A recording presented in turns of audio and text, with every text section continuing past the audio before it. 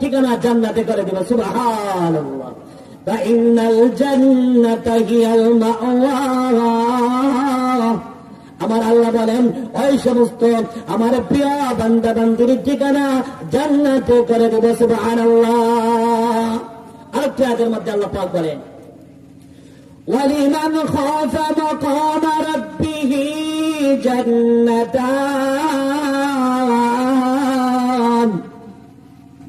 যে আমার প্রিয় বান্দা বান্দি দুনিয়াতে আমি আল্লাহ তাআলাকে ভয় করবে, ভয় করে গুনার কাজ ছেড়ে দিবে, আমি আল্লাহ আমার প্রিয় বান্দা বান্দিকে ডবল জান্নাত দান করবে। বলুন সুবহানাল্লাহ।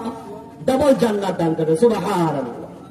আল্লাহ তাআলা আমাদের সবাইকে হায়াতে জিন্দেগিতে থাকা অবস্থায় আল্লাহ তাআলাকে ভয় করে সব কাজ কর্ম কথাবার্তা গুলা হারাম যেগুলো আছে, নিষেধ যেগুলো আছে, এগুলা ছেড়ে দেওয়ার এবং আল্লাহ তাআলাকে খুশি রাজি করার জন্য নেক আমল বেশি বেশি করার তৌফিক দান করুন। সবাই বলি আমিন।